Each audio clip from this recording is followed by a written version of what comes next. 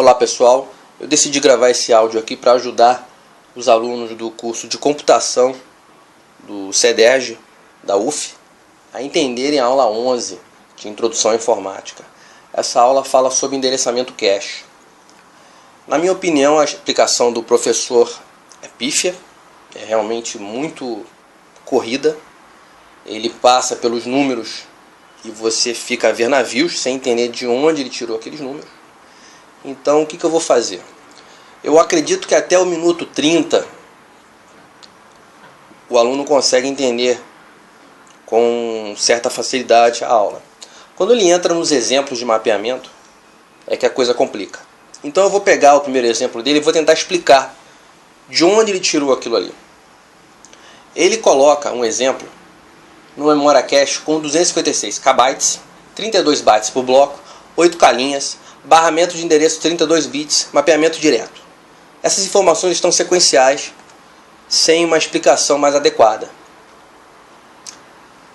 O que acontece é o seguinte: 256 KB, o primeiro número, simplesmente é a capacidade total da memória cache. Se você pensar nela como um bloco, se você pensar nela como uma tabela, tá?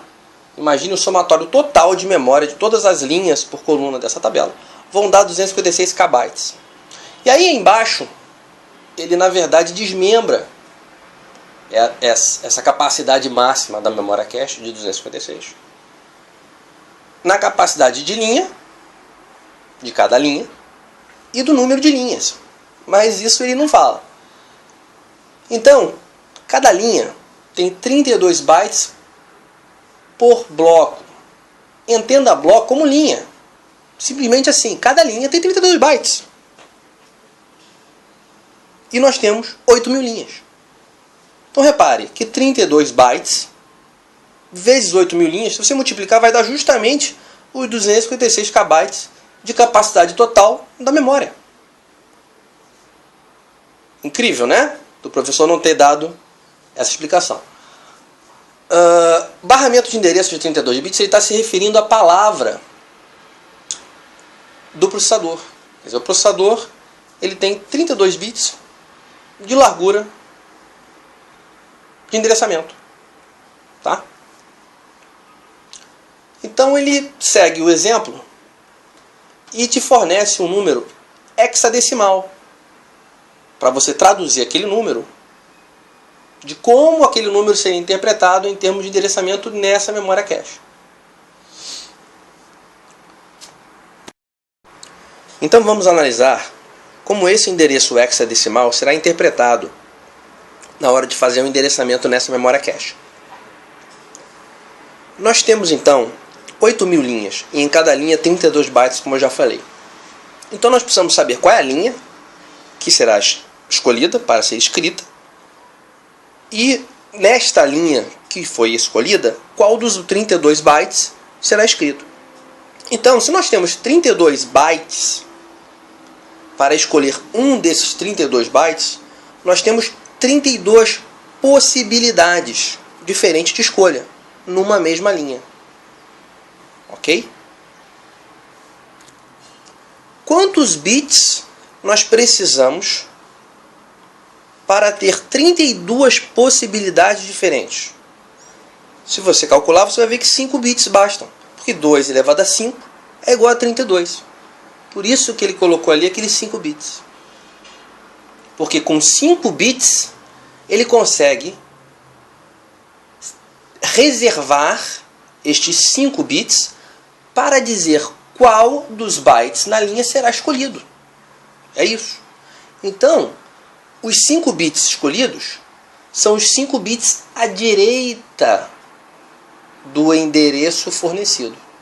Então, os primeiros 5 bits serão reservados para nos dizer qual o byte que será escrito na linha. Ok? Agora vamos para saber qual linha nós vamos escrever. Nós temos 8.000 linhas. Então nós temos 8.000 possibilidades. Quantos bits nós precisamos para 8.000 possibilidades? Novamente, se for feito o cálculo, você vai ver que 13 bits são suficientes. Então por isso que ele coloca ali 2 elevado a 13 é igual a 8K. Então, assim que acabarem os 5 bits que nós já reservamos para escolher qual byte será escrito, você precisa dos outros 13 bits para escolher qual a linha. Veja, que eu não vou analisar aqui agora com vocês. Eu quero só tentar trazer um entendimento do mecanismo de endereçamento, de mapeamento da memória cache. Talvez, após entender esse mecanismo, você se pergunte da lógica de criação desse endereçamento binário para que ele automaticamente busque o byte na linha e a linha correta. Então isso é uma coisa interessante que eu custei a entender, eu só entendi realmente com a ajuda do pessoal, dos veteranos pelo grupo, que se você analisar um número binário, você vai ver que os primeiros 5 bits, eles ficam numa espécie de loop de 0 a 32, né? Os primeiros 5 eles ficam 0, 0, 0, 0, e aí vão subindo 1, 0, 0, 0, 0, depois 1, 1, 0, 0, 0, 0. Enfim, eles vão sendo preenchidos de forma de loop, forma de laço, que se repete a cada 32. Então esses primeiros 5 bits eles ficam num ciclo repetitivo a cada 32 possibilidades. Por isso que eles podem ser tranquilamente reservados para selecionar só o byte. E a partir do 6º bit, selecionar a linha. Bom, espero que com esse áudio tenha dado alguma luz para você ir lá e continuar a ver a aula e agora sim buscar um entendimento. Porque eu mesmo só consegui entender a partir daí quando eu entendi esse conceito que eu passei para vocês agora. Boa sorte, bons estudos.